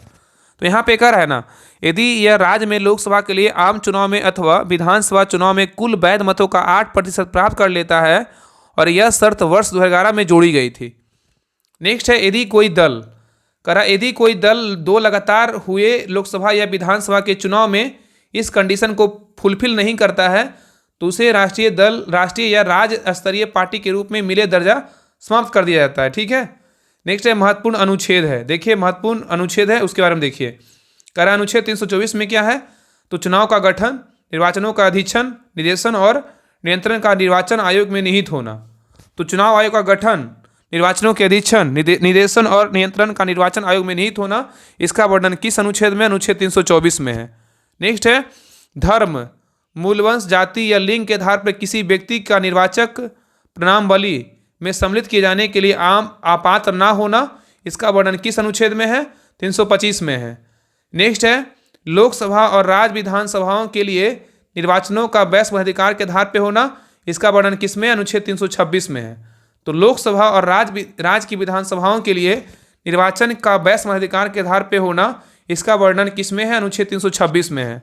नेक्स्ट कह रहा है कि अनुच्छेद 327 में क्या है, तो विधानमंडल के चुनाव के लिए उचित उपबंध करने की शक्ति अनुच्छेद 327 के तहत संसद में निहित है। तो यहाँ पे क्वेश्चन पूछेगा कि विधानमंडलों के चुनाव के लिए उचित उपबंध करने की शक्ति अनुच्छेद 327 की संसद में निहित है। कौन सा अनुच्छेद है? तो 327 याद रखिएगा। नेक्स्ट है वोटिंग, मतलब मतदान क्या होता है? तो कह रहा है कि मौलिक अधिकार और मूल कर्तव्य में शामिल नहीं है मतदान, ठीक है। और लोक प्रतिनिधित्व अधिनियम 1951 के तहत भारत में मताधिकार और निर्वाचित होने का अधिकार मिलता है, याद रखिएगा। नेक्स्ट पॉइंट देखिए, कह रहा है कि ज्योति बसु एवं अन्य बनाम देवी घोषाल एवं अन्यवाद में सर्वोच्च न्यायालय ने निर्वाचित होने के अधिकार को विधिक अधिकार के रूप में घोषित किया। नेक्स्ट है, इसी प्रकार लोक प्रतिनिधित्व अधिनियम 1951 की धारा 62 में मताधिकार का वर्णन किया गया, ठीक है। नेक्स्ट है, सर्वोच्च न्यायालय द्वारा ही मताधिकार को विधिक वैधानिक अधिकार घोषित किया गया है। तो कह रहा है सर्वोच्च न्यायालय द्वारा भी मताधिकार को विधिक या वैधानिक अधिकार घोषित किया गया है। अतः भारत में मताधिकार और निर्वाचित होने का अधिकार एक विधिक या वैधानिक अधिकार है, ठीक है। नेक्स्ट पॉइंट पे ये कह रहा है सभी मौलिक अधिकार, कह रहा है कि सभी मौलिक अधिकार संवैधानिक अधिकार है, क्योंकि मतदान का अधिकार जो अनुच्छेद 326 में उल्लेखित है। अतः मतदान या मौलिक अधिकार मतलब नहीं है, मतलब फंडामेंटल राइट नहीं है, ठीक है। नेक्स्ट है, सभी संवैधानिक अधिकार कानूनी अधिकार है, मतलब all constitutional right are legal rights है, ठीक है। तो सभी संवैधानिक अधिकार कानूनी अधिकार है, याद रखिएगा। नेक्स्ट है, इसलिए वोट का अधिकार एक संवैधानिक अधिकार के साथ साथ एक कानूनी विधिक अधिकार भी है, मतलब hence the right to vote is a constitutional right as well as legal right, ठीक है। इसलिए क्या है ना कि वोट का अधिकार एक संवैधानिक अधिकार के साथ साथ एक जो है ना कानूनी या विधिक अधिकार भी है, ठीक है। नेक्स्ट कह रहा है कि मतदान किसी तरह का अधिकार है, अगर विकल्प के संवैधानिक अधिकार ना रहे तो उस उत्तर विधिक अधिकार चुनिएगा। अगर विकल्प में विधिक अधिकार एवं संवैधानिक अधिकार दोनों हो तो उत्तर संवैधानिक अधिकार चुनिएगा। इस सर के द्वारा जो है ना बोला गया है। नेक्स्ट है, भारत में निर्वाचित होने का अधिकार राइट टू इलेक्ट एक विधिक या वैधानिक अधिकार है। तो भारत में जो है निर्वाचित होने का अधिकार राइट टू इलेक्ट एक विधिक या वैधानिक अधिकार है। नेक्स्ट है, आंतरिक दलीय लोकतंत्र, करा आंतरिक दलीय लोकतंत्र राजनीतिक दलों के आंतरिक चुनाव के लिए प्रयुक्त होता है, जो दल के पदाधिकारियों के चुनाव हेतु समय समय पर होते हैं, ठीक है। नेक्स्ट है, परिसीमन आयोग। परिसीमन आयोग क्या होता है? डेलिमिनेशन कमीशन। तो कह रहा है ना कि परिसीमन आयोग क्या होता है? इसका गठन संविधान के अनुच्छेद 82 के तहत केंद्र सरकार द्वारा संसदीय विधि के तहत किया गया था, जिसका कार्य विगत जनगणना के आधार पर चुनाव क्षेत्रों की सीमा को निर्धारित करना होता है। नेक्स्ट है, परिसीमन आयोग जो है ना एक शक्तिशाली संस्था है, जिसके आदेशों को किसी कानून न्यायालय की चुनौती नहीं दी जा सकती है। नेक्स्ट है, करा इसके आदेश लोकसभा एवं संबंधित राज्य विधानसभाओं के समक्ष रखे जाते हैं, किंतु इन्हें आयोग के आदेशों के सुधार की अनुमति नहीं दी जाती है, ठीक है। नेक्स्ट है, अब तक 5 बार मतलब 1952, 1963, 1973, 2002 और 2020 में परिसीमन आयोग का जो है ना गठन किया गया था। कब 1952, 1963, 1973 और 2002 और 2020 में जो है ना परिसीमन आयोग का गठन किया गया था, याद रखिएगा। नेक्स्ट पॉइंट कर रहा है कि 6 मार्च 2020 को सर्वोच्च न्यायालय की पूर्व न्यायाधीश रंजना प्रकाश देसाई की अध्यक्षता में गठित किया गया था, और जिसे मूलतः जम्मू और कश्मीर संघ राज्य क्षेत्र तथा 4 जो है ना मतलब उत्तर पूर्वी राज्यों मतलब असम, अरुणाचल प्रदेश, आगे देखिए नागालैंड, मणिपुर के विधानसभा और संसदीय निर्वाचन क्षेत्रों के परिसीमन का कार्य सौंपा गया था। किसी निर्वाचित क्षेत्र के सीमांकन एवं उसके आरक्षित करने का निर्णय परिसीमन आयोग द्वारा लिया जाता है। नेक्स्ट है, वर्तमान में लोकसभा की कुल सीटें बोलेगा तो 543 निर्वाचित सीटों में से 84 सीटें अनुसूचित जाति के लिए और 47 सीटें अनुसूचित जनजाति के लिए जो है ना आरक्षित है, याद रखिएगा। तो वर्तमान में जो है ना लोकसभा की कुल बोलेगा 543 निर्वाचित सीटों में से 84 बोलेगा तो एससी और 47 सीटें जो है ना एसटी के लिए आरक्षित है। 84वां संविधान संशोधन नियम 2001 के तहत लोकसभा एवं विधानसभा की सीटों की संख्या 2026 तक कोई वृद्धि अथवा कमी नहीं की जाएगी, याद रखिएगा। नेक्स्ट कह रहा है ईवीएम या वीवीपैट। ईवीएम का फुल फॉर्म क्या होता है? इलेक्ट्रॉनिक वोटिंग मशीन होता है, याद रखिएगा। और वीवीपैट का क्या होता है? तो voter verifiable paper audit trail होता है, ठीक है, याद रखिए इसका full form. Electronic voting machine वेस्ट वोटिंग सिस्टम है, देखिए फिगर में दर्शाया गया है। ये देखिए कंट्रोल यूनिट है, ये क्या है? बैलेट यूनिट है, ठीक है। आगे देखिए, आगे करा एमबी एम.बी. हनीफा ने 1980 में पहली बार, मतलब कह रहा है कि एम.बी. हनीफा ने 1980 में पहली भारतीय वोटिंग मशीन का आविष्कार किया था। बहुत इंपॉर्टेंट क्वेश्चन है। क्वेश्चन पूछेगा कि पहली भारतीय वोटिंग मशीन का आविष्कार किसने किया था, तो एम.बी. हनीफा ने किया था। कब किया था? 1980 में। ठीक है। और इसका पहली बार प्रयोग 1981 से 82 में केरल के उत्तरी पूर्वी विधानसभा क्षेत्र के उपचुनाव में 50 मतदान केंद्रों पर किया गया था। ईवीएम को 1989 में भारत निर्वाचन आयोग द्वारा भारत इलेक्ट्रॉनिक्स लिमिटेड और electronics corporation of India limited के सहयोग से शुरू किया गया था। नेक्स्ट कह रहा है कि दिसंबर 1988 में संसद द्वारा कानून में संशोधन किया गया और जन प्रतिनिधित्व अधिनियम 1951 में एक नई धारा 61 के ए जोड़ी गई, जिससे आयोग को वोटिंग मशीनों का उपयोग करने का अधिकार मिल गया और संशोधित प्रावधान 15 मार्च 1989 से जो है लागू हुआ। ठीक है। नेक्स्ट कह रहा है वर्ष 1989 से 90 में भारत में पहली बार प्रायोगिक तौर पर ईवीएम इलेक्ट्रॉनिक वोटिंग मशीन का प्रयोग चुनाव में किया गया था। तो याद रखिएगा ना कि वर्ष 1989 से 90 में भारत में पहली बार प्रायोगिक तौर पर ईवीएम मतलब इलेक्ट्रॉनिक वोटिंग मशीन का प्रयोग चुनाव में किया गया था। और नवंबर 1998 में मध्य प्रदेश में 5, राजस्थान में 5 और दिल्ली में 6 और में 16 कह रहा है कि 16 विधानसभा क्षेत्रों में चुनाव में पहली बार प्रायोगिक आधार पर जो है ईवीएम का इस्तेमाल किया गया था। याद रखिएगा। 2004 का लोकसभा चुनाव पूरी तरह ईवीएम पर आयोजित किया गया था। क्वेश्चन यहाँ पूछेगा ना कि कौन सा ईस्वी में लोकसभा चुनाव पूरी तरह से ईवीएम पर आयोजित किया गया था? 2004 में। और ईवीएम अधिकतम 3840 वोट दर्ज कर सकती है और अधिकतम जो है ना 64 उम्मीदवारों के लिए वोट कर सकती है। ठीक है। और वीवीपैट का फुल फॉर्म क्या होता है? Voter verified paper audit trail होता है।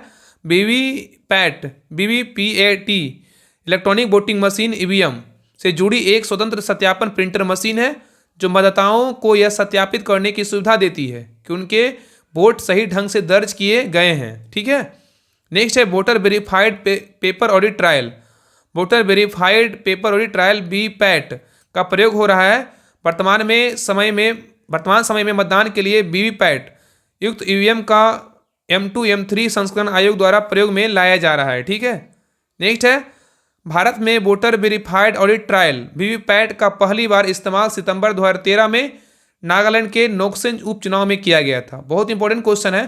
क्वेश्चन पूछेगा कि वीवीपैट मतलब voter verified paper audit trial का जो पहली बार प्रयोग किया गया था वो कब किया गया था? तो सितंबर 2023 में नागालैंड के नोक्सेन उपचुनाव में किया गया था।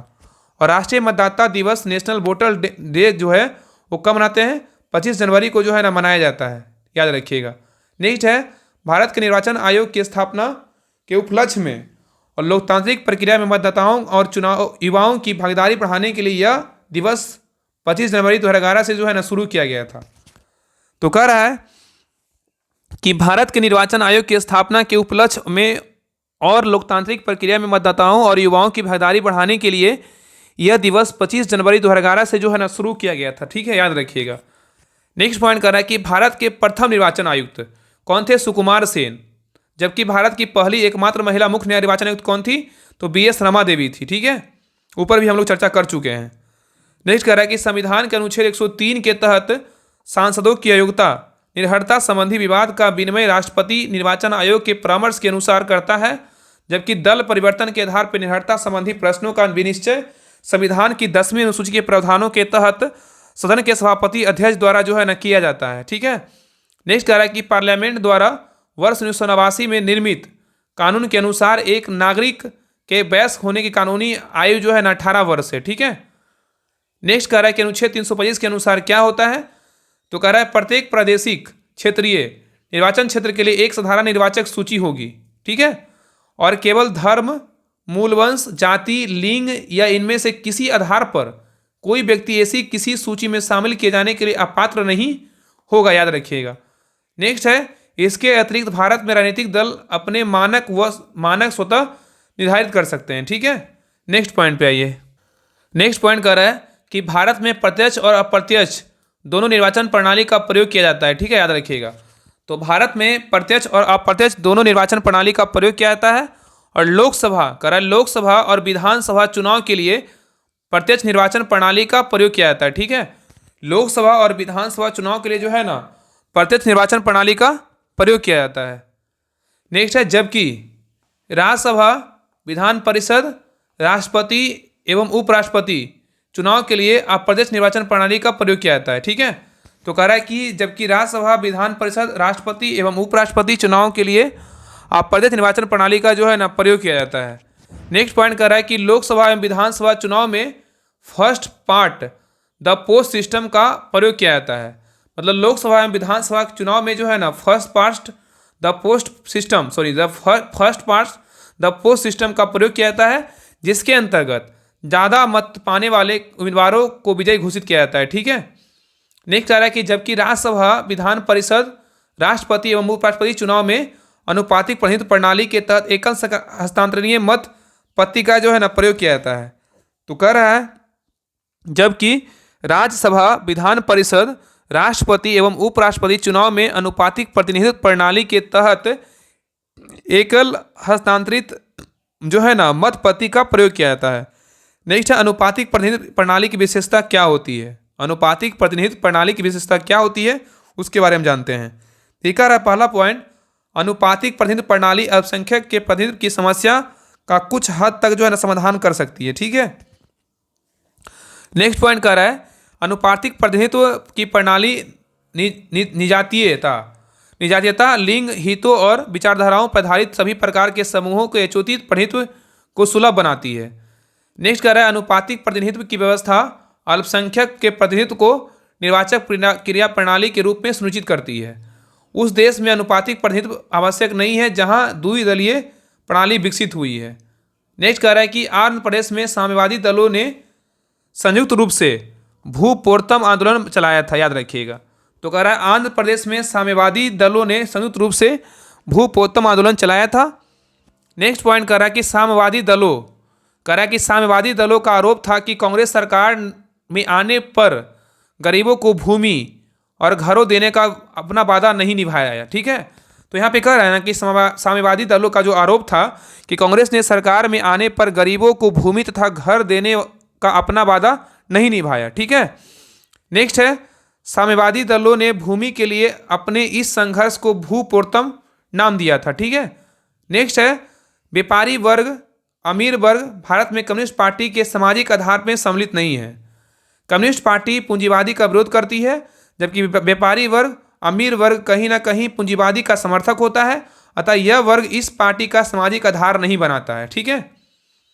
नेक्स्ट पॉइंट पर यह कह रहा है कि जबकि गरीब, मजदूर, युवा, शिक्षित वर्ग इत्यादि कम्युनिस्ट पार्टी का जनाधार होता है।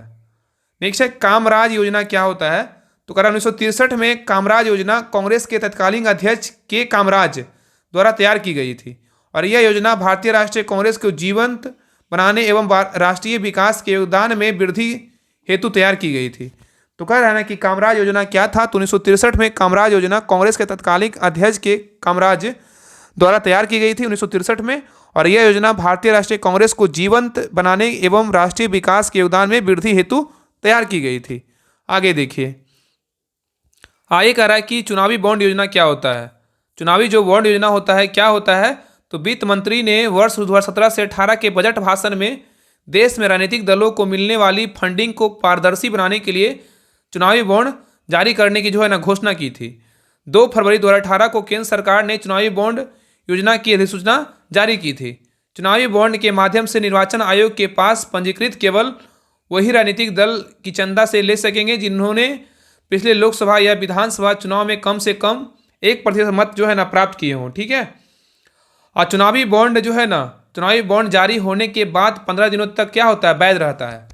तो चुनावी बॉन्ड जारी होने के बाद 15 दिनों तक वैध रहता है। और नेक्स्ट पॉइंट कर रहा है कि सर्वोच्च न्यायालय ने इसे असंवैधानिक करार देते हुए इसे जो है ना रद्द कर दिया। ठीक है। और यह नेक्स्ट पॉइंट कर रहा है यह नागरिकों की सूचना के अधिकार अनुच्छेद 19 का जो है ना उल्लंघन करता है। कौन? चुनावी बॉन्ड। तो क्वेश्चन पूछा है चुनावी बॉन्ड जो है ना कौन सा अनुच्छेद को उल्लंघन करता है। तो यह नागरिकों की सूचना के अधिकार को, इसका वर्णन अनुच्छेद 19 में है, इसका क्या करता है, उल्लंघन करता है। तो आज के लिए जो है ना इस क्लास में यहीं तक रहने देते हैं। अगले क्लास में जो 263 नंबर क्वेश्चन से करेंगे, क्योंकि आगे जो है ना डिटेल बहुत ज़्यादा है। अब इस क्लास में देखे होंगे कम से कम एक क्वेश्चन को मतलब पढ़े हैं, उसका डिटेल पूरा 1 घंटा प्लस चला है। तो अगले क्लास में जो है ना क्लास नंबर 14 में जो है 263 नंबर से क्वेश्चन से कंटिन्यू करेंगे। लगभग 2-3 क्लास और होगा, उसके बाद जो है ना पॉलिटी पूरा खत्म हो जाएगा। उसके बाद बायोलॉजी या साइंस में कोई भी चैप्टर होगा आप लोग बता दीजिएगा, उस चैप्टर को स्टार्ट किया जाएगा। ठीक है। बाकी अगले क्लास में जो है ना क्या 2 क्लास आएगा। ठीक है। तो मिलते हैं नेक्स्ट क्लास में, तब तक के लिए जय हिंद जय भारत। और आपसे रिक्वेस्ट है कि सभी लोग क्लास को लाइक जरूर कीजिएगा और दोस्तों में शेयर जरूर कीजिएगा। तो मिलते हैं नेक्स्ट क्लास में।